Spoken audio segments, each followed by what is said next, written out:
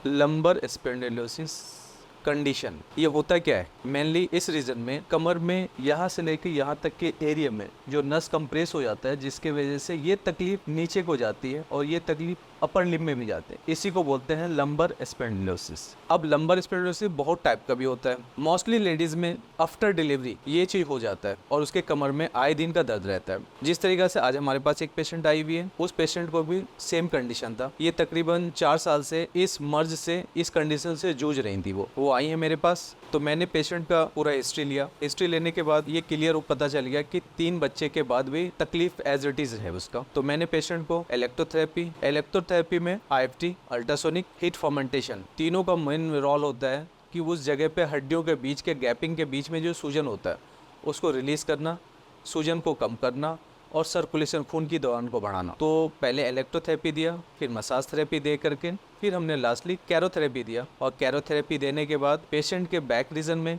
बहुत ज़्यादा प्रिक था, उनको रिलीज करने के बाद उनका अलाइनमेंट को एडजस्ट किया और फिर हमने पेशेंट को ट्रीटमेंट देने के बाद उनसे मैंने हिस्ट्री ली, तो उन्होंने बताया कि पहले से मुझे 70% बेटर है। मसाज थेरेपी से जहाँ पे खून की दौरान रुकी हुई होती है, सर्कुलेशन प्रॉपर्ली नहीं होता, नसों में गांठ हो जाता है, उसे क्या करते हैं हम लोग तेल लगा करके या जेल लगा करके मसाज थेरेपी देते हैं ताकि सर्कुलेट कर सके उस जगह को। पेशेंट को जब मैंने मसाज थेरेपी दिया, मसाज थेरेपी में क्या होता है, इलेक्ट्रोथेरेपी के बाद फिर मसाज थेरेपी मैं स्टार्ट करता हूँ। उस मसाज थेरेपी के अंदर मैं ज़्यादातर फाइक पेन वाइल यूज़ करता हूँ। फाइक पेन वाइल इस तरीके का 60 ml में होता है। ये वाइल का मेन रोल होता है आपका सूजन को कम करना, सर्कुलेशन को बढ़ाना और दर्द को रिमूव करना।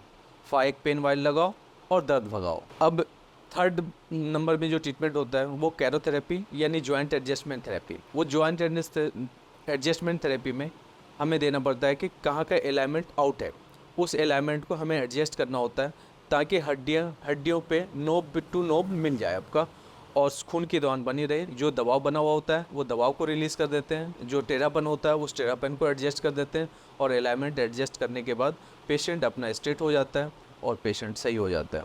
मेन कैरोथेरेपी कराने से ये फ़ायदा है कि जहाँ पे गर्दन में टेढ़ापन है, अगर मैं एडजस्ट करना होता है तो इसको हिंच करके फिर हमें एडजस्ट करना होता है ताकि जॉइंट का एडजस्टमेंट अपने जगह पे हो जाए। इसको अलाइनमेंट थेरेपी भी कहते हैं। पहले जो तकलीफ थी, जो झुक के चल रही थी पेशेंट, उसको चलने में दिक्कत आ रही थी, कैरोथेरेपी देने के बाद वो पेशेंट सीधा स्ट्रेट हो गई और चलने लगी, आगे झुक के भी वज़न उठा पा रही है और उसके बाद जो भी दर्द था वो दर्द 70% रिलीज़ हो गया एक थेरेपी के अंदर में कैरोथेरेपी देने से। अब ऐसा नहीं है कि आपको एक दफ़ा कैरोथेरेपी या कोई भी फिजियोथेरेपी ट्रीटमेंट लेने के बाद आपका तकलीफ जड़ से ख़त्म हो जाता है, ऐसा कुछ नहीं है। वो इसलिए नहीं है कि कैरोथेरेपी या फिजियोथेरेपी से ये होता है कि आपका ट्रीटमेंट बिल्डअप होने लगता है आपका और उसके बाद उस जगह की सूजन कम होने लगती है। आप कम से कम हफ्ते 2 हफ्ता ऐसे कराना चाहिए, कहीं पे भी ट्रीटमेंट कराएं हफ्ते 2 हफ्ते में कराएं। कैरोथेरेपी भी उसी हिसाब से होता है। जिस तरीक़ा से आप जिम जाते हो, जिम जाने के बाद ऐसा नहीं कि आपका बॉडी बन जाता है, एक दफ़ा जाने के बाद बन जाता है, आपको बार बार करना पड़ता है जाके एक्सरसाइज और फिर आपका बॉडी बिल्डअप होता है। तो इसी तरीके से ट्रीटमेंट को भी आपको उसी हिसाब से लेना पड़ेगा जिस हिसाब से आप अदर वर्क को आप लेते हो।